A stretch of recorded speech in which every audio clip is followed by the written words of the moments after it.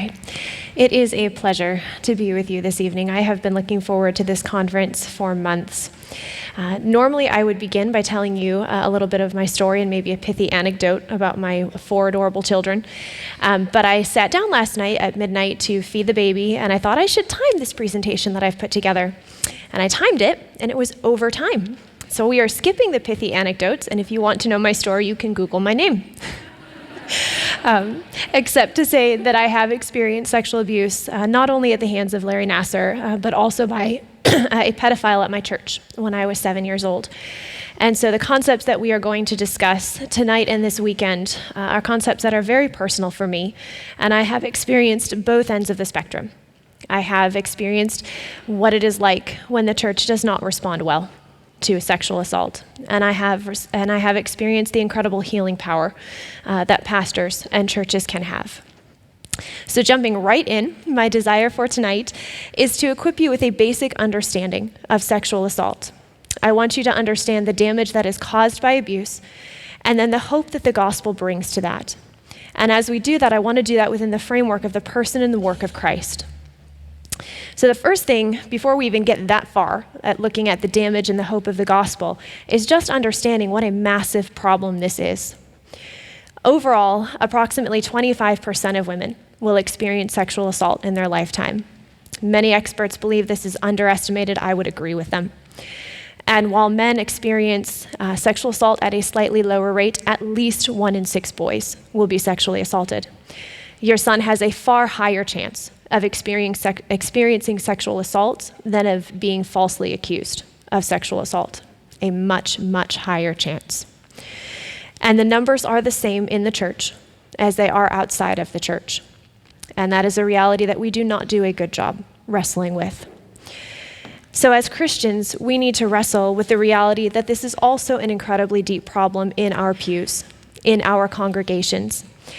The top 3 insurance companies for Protestant churches receive more reports of sexual assault per year than the insurance companies for Catholic churches. That does not take into account the fact that Catholic churches have a diocese structure that does a better job tracking sexual assault. So if you have followed the reality of the Catholic sexual abuse scandal, you need to let the reality sink in that there are more reports of sexual assault on church property or by church leaders in Protestant churches than there are in Catholic churches. We just don't do a very good job tracking them.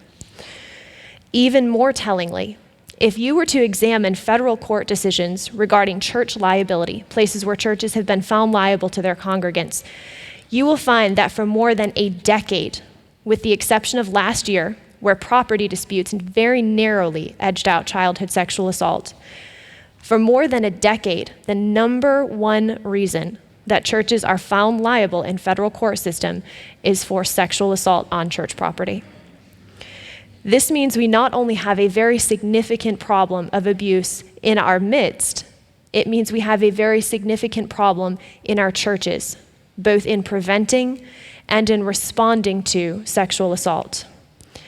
And our response is particularly key because research regarding sexual assault has clearly shown 3 very important things.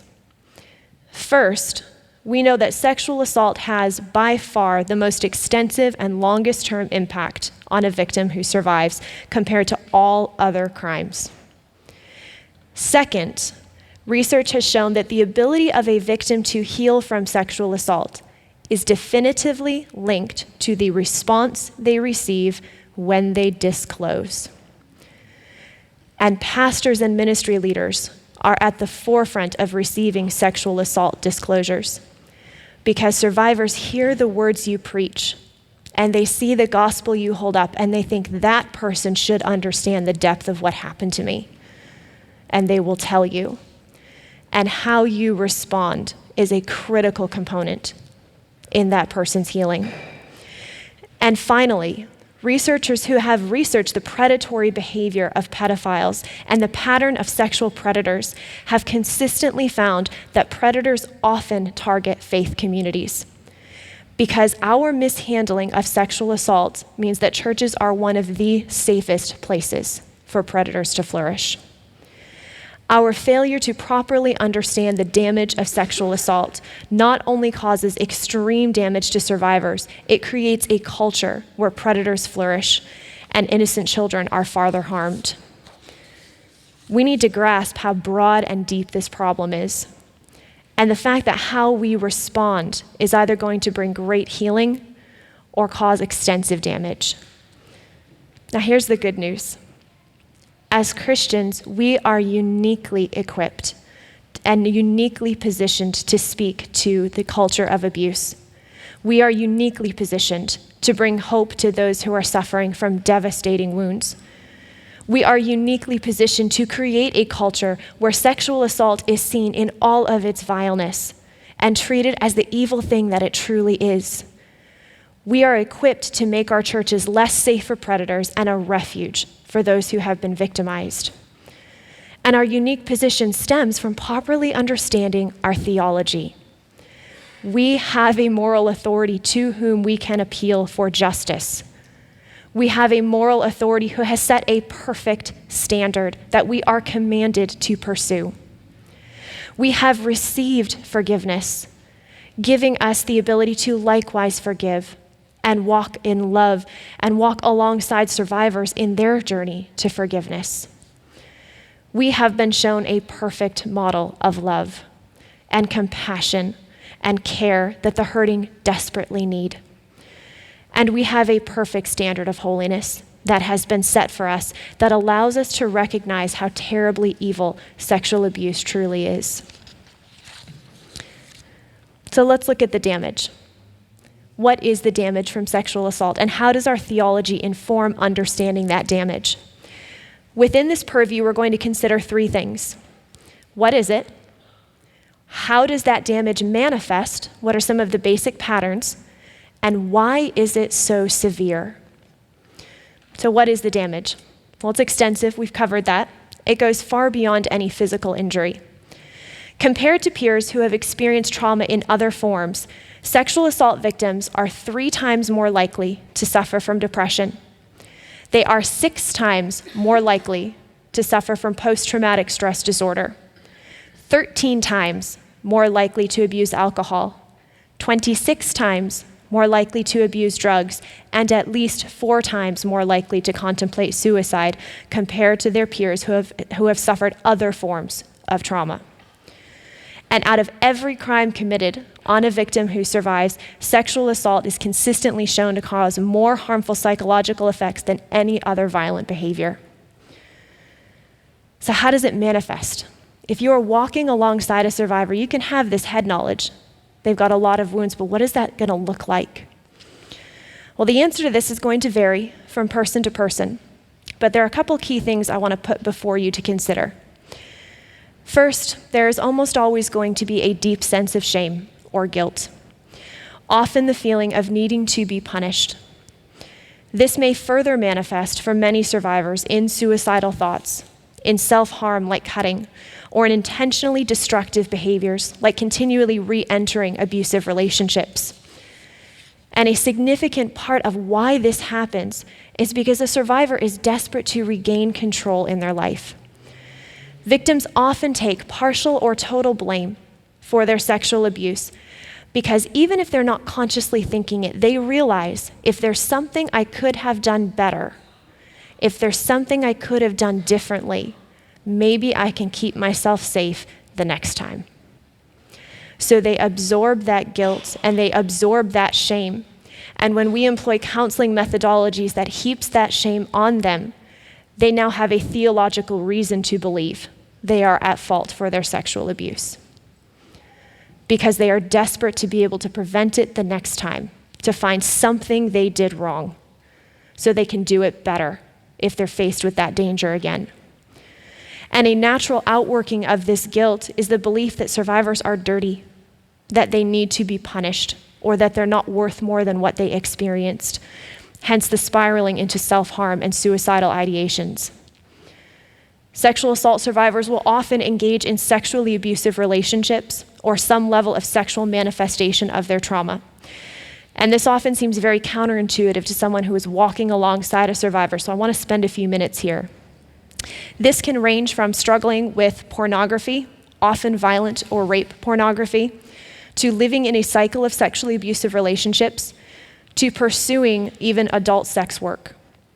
Nearly every sexual assault victim you will encounter will struggle with some manifestation, some sexual manifestation of the harm that they have encountered.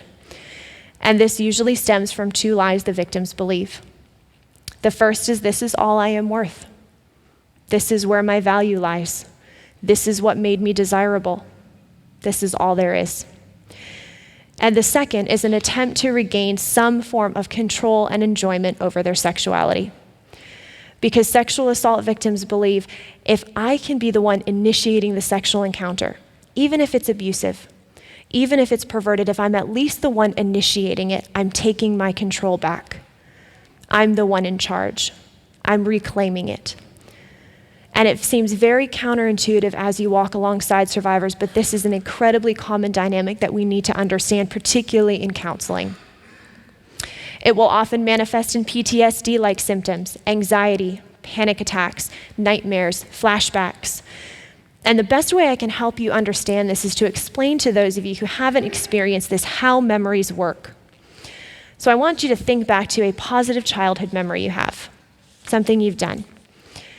And if you think about it, most likely you're going to see that memory almost in front of you, kind of like you're watching it on a TV screen. And you might remember the sights and the sounds and the smells. You'll remember the sensory perceptions, but it's almost going to be like you're watching a movie. But traumatic memories are stored differently in the brain. They actually impact our neurologic system differently. And when something happens that recalls a traumatic memory, the survivor actually re-experiences what they have been through. So rather than seeing something in front of them and remembering what went along with it, they actually re-feel the wounds. This often means that survivors will become desperate to feel something else. So there are survivors who will, for example, bite their tongues during a flashback in a desperate attempt to feel something other than the rapist's genitals in their mouth. You will feel the desire to push hands away that aren't there, and a desperate attempt to try to protect yourself, and there's nothing to push away anymore. Survivors often need sensory reorienting to hold on to something that is very cold or that is very textured to help reorient their senses to where they are. Oftentimes, they will need help in this process, being able to pull themselves back into reality. And you can imagine that this is incredibly traumatic because the survivor is constantly reliving their abuse. And one of the things that's critical to understand as you're walking alongside a survivor is that this is a physical response that they are not in control of. Now it gets better as the healing progresses. There are coping techniques and mechanisms that can be used, but whether or not a survivor is going to experience a flashback is not within their control. I have had flashbacks in the dollar store while I'm pushing my children in the shopping cart because I smell the cologne that my first abuser wore. It happens without warning, and it's incredibly disorienting. It can interfere with work. It interferes with the ability to get an education. It's part of the reason that so many sexual assault survivors wind up on government aid, because these things alter the course of their life. And it takes a great deal of patience to walk through a survivor who is in the depths of working through these experiences. Because these memories and the long-term damage that accompanies the abuse, most survivors will develop coping mechanisms. Everything from explosive anger when they feel threatened to shutting down emotionally in an attempt to protect themselves. Some of them will develop very practical measures, wearing a belt to sleep at night to try to keep someone from taking their clothes off, sleeping with shoes on so that they are ready to run at a moment's notice, rearranging the furniture in their bedroom every night so that the doors and the windows are blocked. Life in general looks very different for a sexual assault survivor. Things that others won't give a second thought to can be threatening to someone who has experienced sexual abuse because a survivor is intensely aware that seemingly innocent contact is often wielded like a weapon by a predator who is engaged in grooming. In fact, because most abuse is perpetrated by someone the victim knows The abuser uses seemingly innocent behavior many times, innocent physical contact or compliments to gain access to the victim, not just to abuse, but then to continue his ruse to cover up the abuse. Survivors live with the reality that innocent things may not, in fact, be innocent anymore. And what I want you to understand through this glimpse of the damage is not just that it's severe and long-term, but that responding to a survivor requires understanding these dynamics so that you can respond well and be a safe place to turn when you are walking alongside someone who has experienced trauma. And this leads us to the third question: why is it so severe? The question I often get when these realities are discussed, and the question almost every survivor has inevitably heard is, why is this such a big deal to you? Why aren't you over it yet? The short answer to that question is that the damage is so severe because God is so good. Let me explain what I mean by that. There is a quote by C.S. Lewis that I have held on to over these years that really holds the key to a lot of the concepts we will discuss. And it says this: "My argument against God was that the universe seemed so cruel and unjust. But how had I got this idea of just and unjust? A man does not call a line crooked unless he first has some idea of a straight line. What was I comparing the universe with when I called it unjust?" And we're going to unpack this more fully later.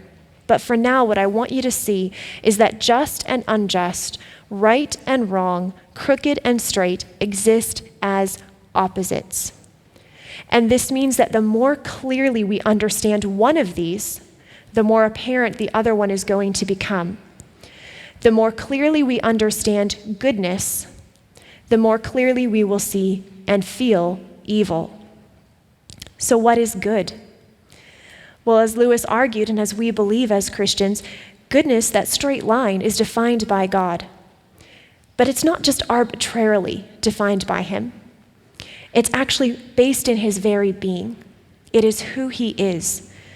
And evil, therefore, is a departure from, a twisting of, a perversion of God and his character. I want you to consider briefly with me for a moment how we define and understand God. What are some of the descriptions we hear in Scripture? What are the adjectives we heard used? A lot of the ones that I typically think of is safe. He's a refuge. We're to take refuge under his wings. He is trustworthy. In fact, we are commanded to trust him. He is loving. He is just. He is sacrificial. He is holy and righteous. He's compassionate and tender and nurturing. And I'm sure you could add many to that list. But what we need to notice here is that everything we have used to define the character of God, everything we just used to explain how we are to understand and relate to him, and how he manifests to us, and how he saves us, the gospel, is the very opposite of what happens in abuse. The vital concepts that are necessary for spiritual well-being and wholeness, and therefore well-being and wholeness in life in general, are fundamentally attacked in sexual abuse. Perhaps even worse, many times, not only does the abuser and the abuse seek to destroy these concepts, more often than not, these concepts are actually twisted and perverted. They are weaponized against the victim. Abusers are by definition unsafe, but most abuse is perpetrated by someone the victim knows who should be safe, and enabled by someone the victim knows who should be safe. The expectation of safety is twisted and distorted and weaponized to put the victim in a position where they can be abused. Often weaponized not just to commit the abuse, but to continue to cover it up and to silence the victim. The grooming process means that most of the time, the victim has learned, at least to some measure, to trust the abuser, or knows that they should be able to trust the abuser. And that trust is wielded like a weapon to cause the deepest violation. The abuser or the enabler often appears loving or kind, wanting what is right or good. They often appear to care sacrificially for the victim, to be bringing them special treats, taking them out on special dates, helping out someone. Yet this apparent sacrifice was nothing more than a calculated manipulation designed to allow violation and betrayal at the deepest level. The abuser often appears to be a good person. They're nurturing, they're kind, they're compassionate. Yet again, this is calculated and manipulation intended to gain access to the victim and to continue covering up the abuse.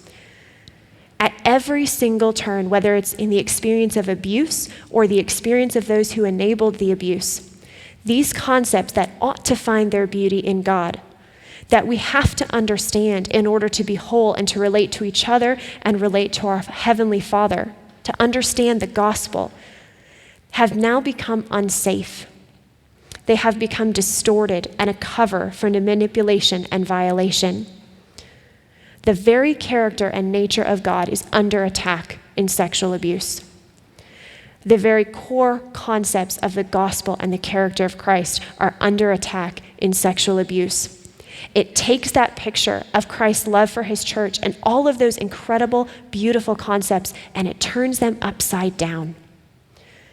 And undoing that damage is the very long work of properly redefining those concepts. Concepts that have been distorted many times for so long and at such a young age that the survivor doesn't even know what they mean anymore. They may not even be able to tell the difference between safe and unsafe, loving and unloving. They not only can't trust, they don't even understand what trust means or what it would look like or how to find it. So the very first step in walking alongside a survivor is to be the hands and feet of Christ, to be a tangible and correct representation of every concept that has been twisted and weaponized and manipulated against the victim. And this is a slow process, years to decades.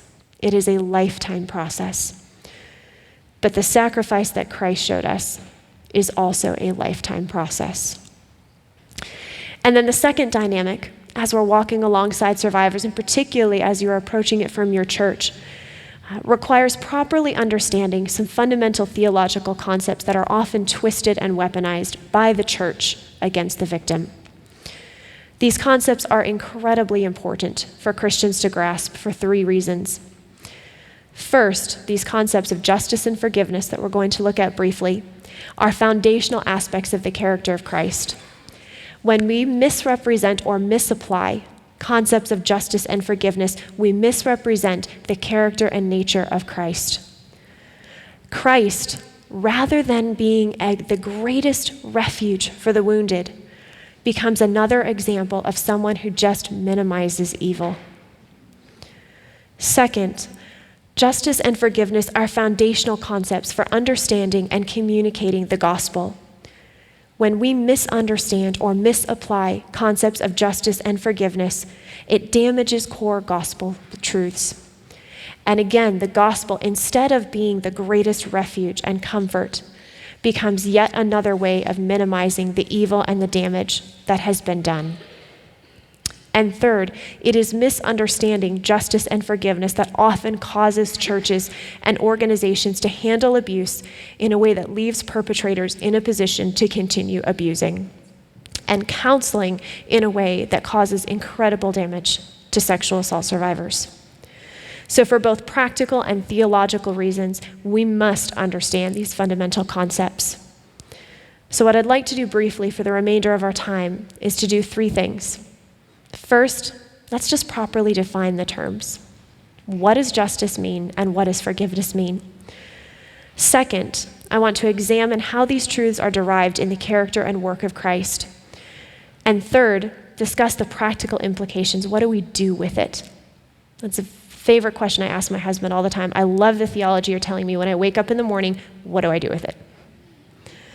So first, properly define justice. Good old dictionary definition. Merriam-Webster's dictionary definition defines justice as that which is just, which is not particularly helpful for our purposes. Just, however, gives us a lot more guidance. Just is defined as having a basis in or conforming to fact or reason. Second, conforming to a standard of correctness. Faithful to an original. Acting or being in conformity with what is morally upright and good, or being what is merited and deserved. What do you guys notice in those definitions? There's a very common theme. All of them require a straight line. Everything we just defined, that Merriam-Webster's dictionary definition of just gives us, requires some sort of standard, fact or reason, standard of correctness, faithfulness to the original, morally upright or good, merited or deserved. So justice is comparing something, some action, event, idea, thought, to some firm, immovable standard. And this means two very important things. First, the standard exists. And second, if we lose that standard, justice becomes impossible. And this, dear brothers and sisters, is one of the fundamental ways in which Christians can sing the beauty of Christ and bring hope and light to a world immersed in darkness, in a world struggling to find moral clarity, in a world that minimizes and downplays and outright excuses the vileness of sexual assault. Christians can affirm how evil this abuse is and the existence of the contrary, beautiful standard, because we have a standard of true love. This is why C.S. Lewis's quote has become so precious to me. The reality that the straight line exists means that there is goodness and rightness that exist in opposition. This goodness and rightness are not mere matters of human opinion. And from this reality, from this theology, flow several very healing truths to someone who has suffered trauma. First, if goodness exists, there is hope. It is not just darkness. And when sometimes all we can see is the darkness can remind us that the goodness exists in opposition, that we can recognize the darkness because the light really is there. Second, it means the truth can be spoken about the evil that was done without minimizing, without mitigating, without excusing. I am not dependent on society's response to my abuse. I am not dependent on what my abusers say about what they did. I am not dependent on what 12 members of a jury might say. I can name and I can acknowledge that evil because the evil is real, and I know this because goodness exists. And this means I can grieve the damage even if those around me minimize it and excuse it. I don't have to prove it. I don't have to carry guilt or blame for it. I can speak the truth and I can grieve it. And being able to grieve in a way that is non-destructive is a fundamental step in healing. And another vital implication from this truth is not just that the standard exists, but that the moral lawgiver, this God we serve who defines goodness, cares about justice and evil. In our theology, in the Christian faith, right and wrong don't flow from some capricious decision. They flow from the very goodness and holiness of God himself. The reason we feel evil and injustice so keenly is because God is so good. It is because it is such an aberration from that pure love and the holiness of the one who defines the straight line. And because goodness and evil exist in opposites, in contrast to each other, the more we understand the good, the more we understand the contrasting evil. And this means that God, as the ultimate standard of goodness and holiness, sees that evil even more fully than we do. The injustice of abuse is even more clear to God than it is to us. And for a sexual assault survivor who is struggling to discover who is safe and who can be trusted, that is the greatest comfort. As a Christian, you are the most equipped to condemn sexual abuse and to speak about the vileness and the destruction that it causes.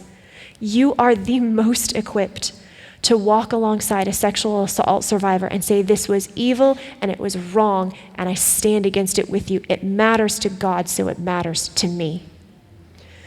You are the most equipped to grieve with survivors over what was done because you possess a standard that should show you how evil it was. And what we have to understand as a church is that when we don't do this, we are not in agreement with God. We are not in agreement with his character. If you treat wickedness as less wicked than God himself treats it, you are not accurately representing your Redeemer. And the survivor who intrinsically feels the depth of the evil that was done to them is left with a God who isn't trustworthy because he doesn't care very much. Because that's what you've shown them. He doesn't seem to call something terribly evil very evil at all. The hope of Christ is found in his holiness and his perfection and his beauty. But that exists in opposition to the evil. And when you diminish the one, you diminish the other. It is not very much of a shock to go from a dimly lit room into another dimly lit room. But if you are standing in pitch darkness and you open the door into the noonday sun, the glory of that light is so much brighter than you could have ever comprehended had you not seen the depth of the darkness. And if you diminish the darkness by not treating sexual abuse like the evil that it is, you have dimmed the beauty and the holiness of God.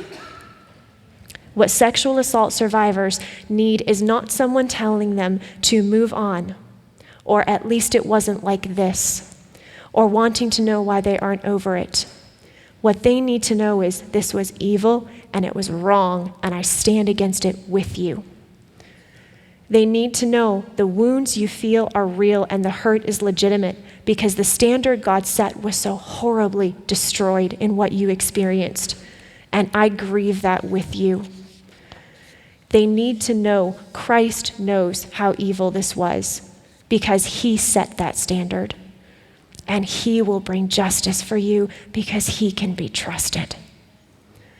Rather than trying to hide or bury the damage, acknowledge it and grieve it in all its ugliness, knowing that the depth of the evil points to the beauty of the Redeemer. And this brings us to a concept that is often misapplied. Because when we mar these truths, and you mar the beauty and the hope of Christ and the justice that God brings, you have marred the foundation from which forgiveness can grow. The concept of forgiveness and its relationship to justice is intrinsic. Justice is positively defined as being what is merited or deserved, meaning that justice for my abuser is that he gets what he deserves. And this is where we start to feel that tension between justice and forgiveness. Because if we accept that justice is conformity to an absolute standard of goodness, a standard that is set by God, then justice is a good thing. In fact, we are commanded to pursue it because it is an earthly reflection of the holy God. But at the same time, the idea of wanting someone to, quote, get what they deserve, to get justice, is typically assumed to be antithetical to forgiveness. And forgiving is also held out as intrinsic to our faith. So how can both be good? Well, for those of you who are pastors, take a deep breath because we're going to do this at a layperson level. And I know that there is much more that can be said about the theology of forgiveness. But we're going to do a broad overview for time's sake. So to examine how these concepts interact, we first need to properly define forgiveness.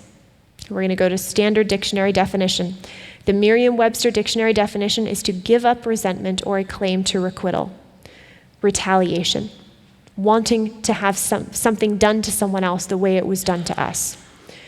And there are two key things about this definition that help us understand how forgiveness and justice intersect. First, in the definition of forgiveness, the things being released are personal to me. My bitterness, my desire for retaliation, my unrighteous anger. If I forgive, I am giving up that personal resentment. but is justice related to me? Now, justice is a standard that exists outside of me, outside of how I respond to my abuser. The standard of rightness does not go away if I release bitterness and resentment and a desire to retaliate. Justice is not dependent on, in fact, it's not even related to my personal response. I can be bitter and angry, and justice may or may not be done. Or I can pursue justice with a heart that loves, that wants to see what is good glorified and upheld. Even more, God has promised not only eternal justice, but he has provided earthly means through which justice can be and many times should be pursued. And this is where the Christian faith portrays the most beautiful and true pictures of both of these concepts, the lion and the lamb. You see, the Christian faith teaches that not only does God love, but that God is just because he loves, that he pours out wrath on evil because he cares, because that evil is more glaring and blatant to him in all his holiness than it is to us. And very often today, even in our churches, the idea of God punishing and wrath is seen as something negative and vengeful, something to be avoided. This is particularly true if a survivor takes solace in the concept of God's justice. And the survivor is often immediately told that they must be bitter and angry because they desire to see God's justice. But what we must understand is that the punishment for evil, justice, doesn't happen because God doesn't love, and not necessarily because the survivor doesn't love, but because God does. And this again is an area where there is great opportunity to bring the hope and beauty of Christ to a world that is desperately hurting. Humans intrinsically know that a judge who behaves as if a heinous crime wasn't that bad is not a loving judge. You guys think back a couple of years to another quintessential sexual assault case, the Brock Turner case. Brock Turner was a college student at Stanford who was found sexually assaulting an unconscious woman behind a dumpster. And this woman stood up and she gave an incredible victim impact statement detailing how Brock had harmed her and the incredible impact he had had on her life. And what did the judge do? He turned around and he gave Brock 6 months because after all, it was only 15 minutes. And Brock only served 3 out of those 6 months. And as a society, what did we do? Did the world collectively stand up and say, what a good and loving judge? We need more judges like this. No. There was collective moral outrage because everybody, Christian or not, intrinsically knew that the most unloving thing that judge could do was to act like something terrible wasn't really that bad. The gospel brings this hope if we properly give the truth about God's justice, because it goes even one step further. The Christian faith adds to justice through an additional measure of incredible love. God offering to take that justice upon himself in sacrifice for us. We believe that God's love requires justice because evil is real and the damage matters. But we also believe that God in his love and mercy gave himself to allow that justice to fall on him instead. He took that punishment for justice upon himself, so that those who repent and believe can experience that ultimate forgiveness. Not because forgiveness means that what they did no longer matters. Not because saying those words erases what they did, but because someone else took that justice in their place.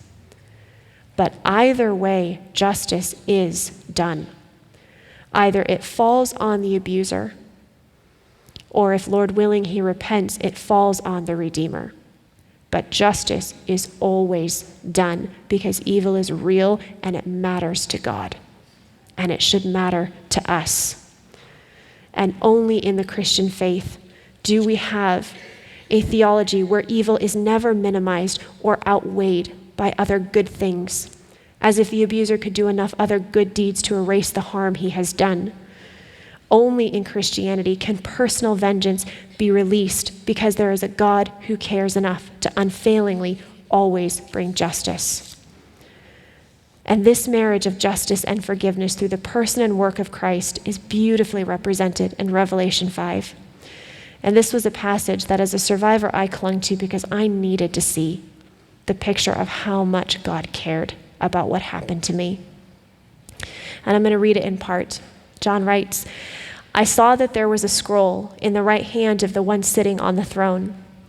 The scroll was written on the inside and the outside, and it was sealed with 7 seals. I saw a strong angel announcing in a loud voice, 'Does anybody deserve to open the scroll and to undo its seals?' And nobody in heaven or on earth or under the earth could open the scroll or look into it. And I burst into tears, because it seemed there was nobody who was worthy to open the scroll or to look inside. One of the elders, however, spoke to me. 'Don't cry,' he said. 'Look, the Lion from the tribe of Judah, the root of David, has won the victory. He can open the scroll and its 7 seals.' And then in the midst of the throne and the 4 living creatures and in the midst of the elders, I saw a lamb, standing as though it had been slaughtered. The lamb came and took the scroll from the right hand of the one who was sitting on the throne. And when he took the scroll, they sang, 'You are worthy to open the scroll. You are worthy to open the seals, for you were slaughtered, and with your own blood you purchased a people for God.' Christ alone is worthy. And he is worthy because he is the Lion who has conquered sin, pouring out justice and wrath. But when John heard that description and he turned to see the Lion, he found a lamb who had sacrificed himself so that forgiveness can also be found." So what do you do with this when you wake up tomorrow morning?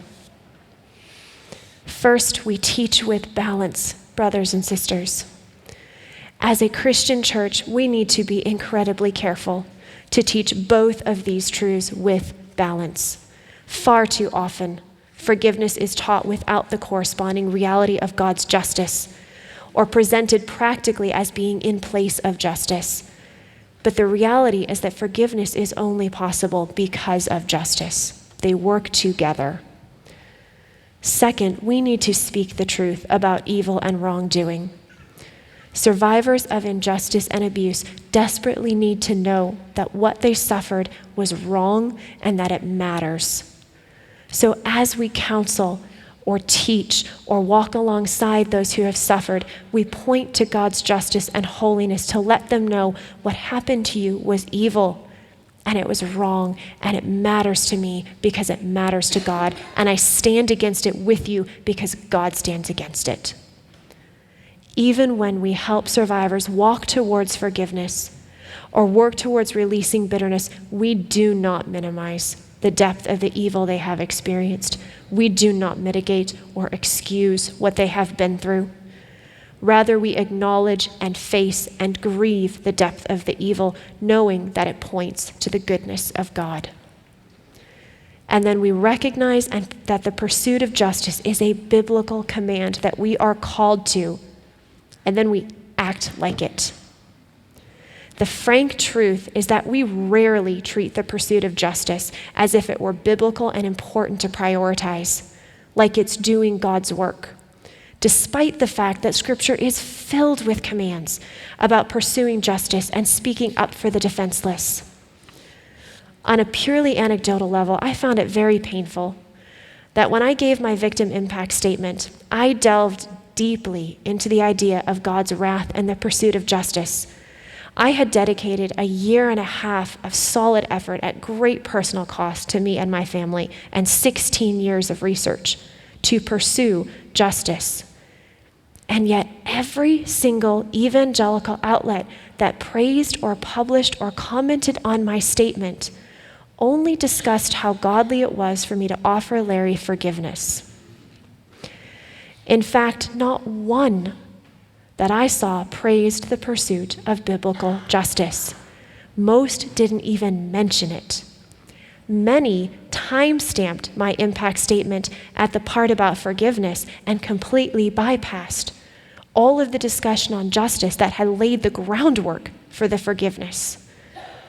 And it's not that forgiveness wasn't important, but forgiveness was rooted in my trust of God's perfect justice and my belief that justice was found in and pointed to the character and work of Christ.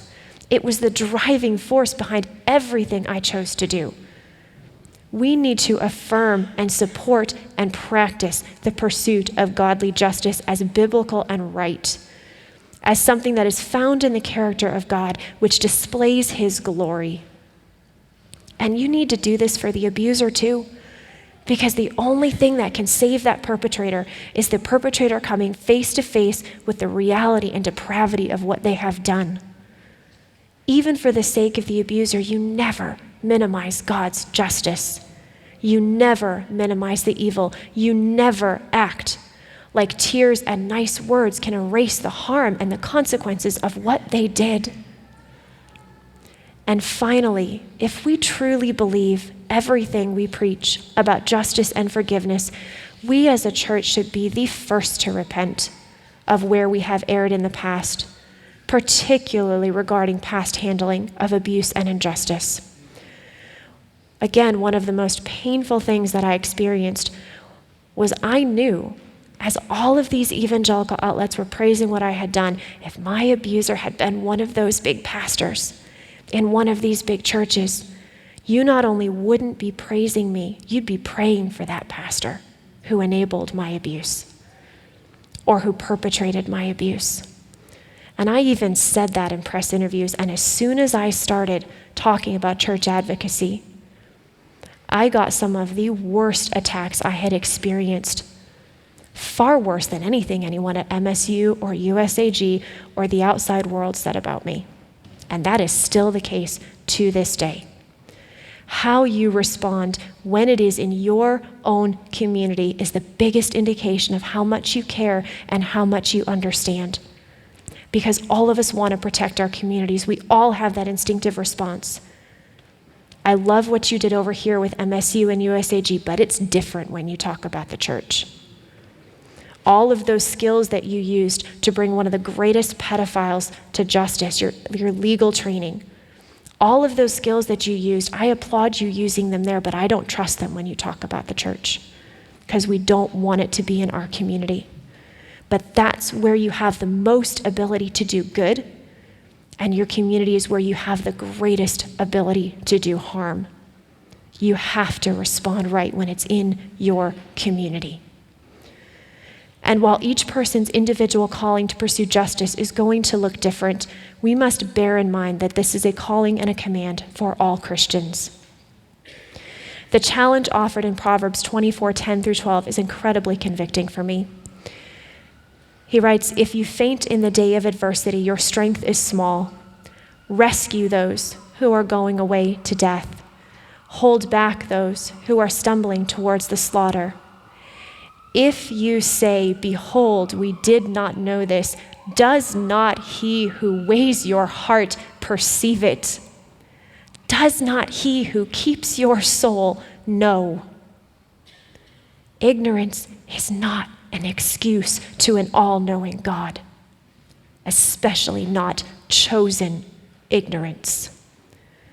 There are so many ways in which those around us are being wounded through evil and injustice, and we are commanded to care, and saying "I didn't know" doesn't cut it. Not for any of us. And the cost is high. Bringing the light and the truth of Christ into darkness, particularly when it requires speaking against your own community, is high. But it is grace and a blessing to be able to love sacrificially. It is a gift to be given a heart to love this way. And it is my prayer that we as Christians, corporately and individually, will accurately represent these mutual truths, will accurately represent our theology to bring refuge to a world that is desperately hurting.